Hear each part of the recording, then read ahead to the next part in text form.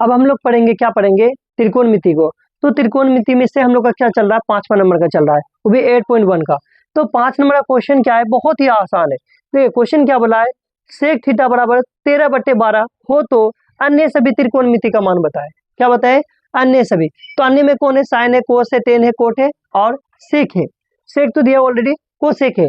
तो हमको सबसे पहले क्या है, कोसे जो दिया हुआ है उसको लिखते हैं पहले, यानी क्या दिया है, सेक दिया हुआ है। क्या दिया हुआ है, सेक दिया हुआ है। सेक थीटा बराबर क्या दिया है, 13/12। क्या दिया है, 13/12।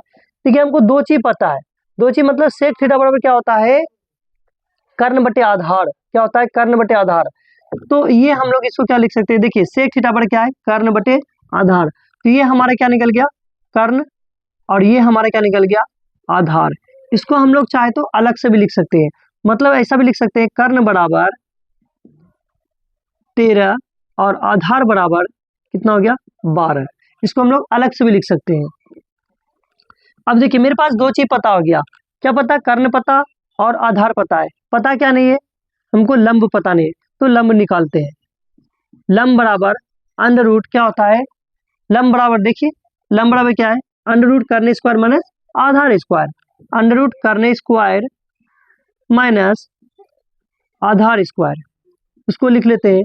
उसके कर्ण, कर्ण कितना है देखिए, तो कर्ण है 13, 13 का स्क्वायर। उसके बाद फिर क्या है, आधार, आधार कितना है 12। तो हम क्या करेंगे, 12 का स्क्वायर। अब देखिए 13 का स्क्वायर होता है 169 और 12 का स्क्वायर होता है 144। तो अब हम इसको क्या करेंगे, घटाएंगे। क्या करेंगे, घटाएंगे। 9 में से अगर 4 जाए कितना बचेगा, 5। उसके 6 में से 4 गया बचा 2 और 1 में गया तो 0, यानी 25 जो निकला, ये किसका निकला, 5 इसका निकला। यानी 25 का वर्गमूल कितना निकला, 5। यानी मेरा लंब कितना हो गया, 5। ठीक है। उसके बाद हमसे क्या मांगा, अन्य सभी त्रिकोणमिति। तो अन्य में कौन कौन है, साइन है, साइन थीटा, फिर क्या है, कोस थीटा, फिर क्या है, टेन थीटा, फिर क्या है, साइन कोस टेन, उसके बाद क्या है, कोट थीटा, उसके बाद क्या है, देखिए यहाँ पे सेक दिया हुआ है, तो बचा क्या, कोसेक।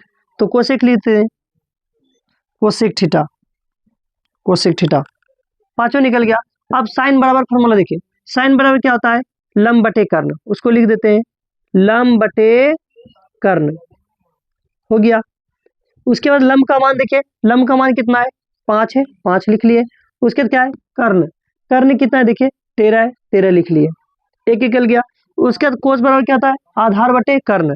क्या होता है, आधार बटे कर्ण, तो आधार बटे कर्ण उसको लिख दिए। उसके बाद आधार का मान कितना है, देखिए 12 है, 12 लिख लिए हम लोग।